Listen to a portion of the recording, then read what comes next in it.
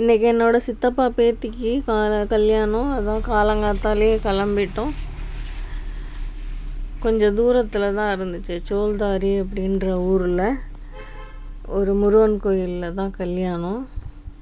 வந்து இறங்கியாச்சு. பொண்ணு மாப்பிள்ளையும் இன்னும் வரலை.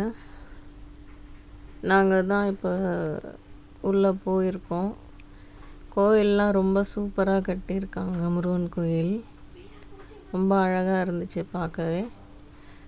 மண்டபம்லாம் ரெடியாக இருக்குது. பொண்ணு மாப்பிள்ளை வந்தாச்சு. பொண்ணு மாப்பிள்ளை அழைப்பு. அவங்கள ஆரத்தி எடுத்து உள்ளே வரவேற்கிறாங்க. பொண்ணு கையில் விளக்கு வச்சு உள்ளே வந்துட்டா. அவங்கள உட்கார வச்சு நிறைய சாங்கியம்லாம் செய்கிறாங்க.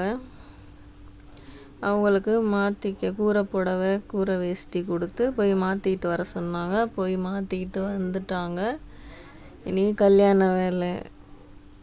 அவங்க தலைப்பாக்கட்டெல்லாம் பொண்ணு மாப்பிள்ளைக்கு கட்டிட்டு கூட்டியாந்து மணமேடையில் உட்கார வச்சுட்டாங்க. உட்கார வச்சுட்டு எல்லாம் அவங்க அப்பா அம்மாவுக்கு பாத பூஜை எல்லாம் பண்ணுறாங்க. பாத பூஜை முடிஞ்சோடனே பூஜை ஆரம்பிச்சிட்டாங்க. மாமன்மாருங்க அத்தைமாருங்கெல்லாம் தலைக்கட்டு கட்டுறாங்க.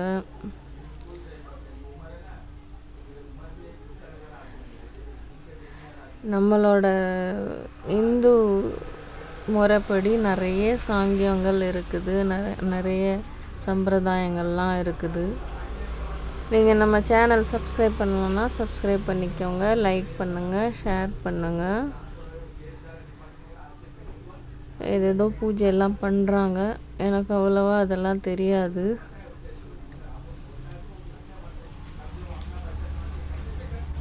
கும்பத்துக்கு பூஜை பண்ணுறாங்க.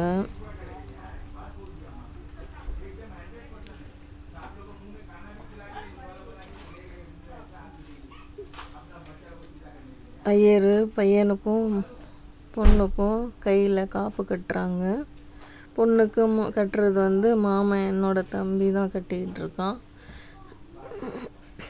சித்தப்பா பையன். முடிஞ்சோடனே இப்போ தாலியை எல்லார்கிட்டையும் ஆசீர்வாதம் வாங்குறதுக்கு மாங்கல்யத்தை கொடுத்து அனுப்பி ஒரு வழியாக தாலி கட்டி முடிச்சாச்சு. இன்னும் அவங்களுக்கு நிறைய சாங்கியெல்லாம் சம்பிரதாயம்லாம் இருக்குதுன்னு சொன்னாங்க.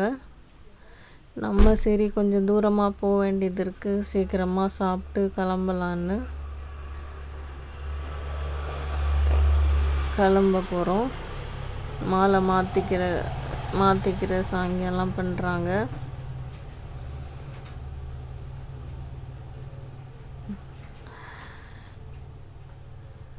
பொண்ணுக்கு எவ்வளோ கஷ்டங்க. மாலை மேலே மாலை எல்லாம் போட்டு ஒரு கழுத்தே வலிச்சிரும் போல் அவ்வளோ மாலைங்க. அப்புறம் ஏதோ அரிசியை மேலே தூக்கி போடுற மாதிரி ஒரு சம்பிரதாயம்லாம் பண்ணாங்க. பண்ணிவிட்டு பொண்ணு மாப்பிள்ளைக்கு அரிசி தூவி ஆசீர்வாதம் பண்ணுறாங்க. நாங்கள் ஒரு வழியாக சாப்பிட்டுட்டு கிளம்பியாச்சு.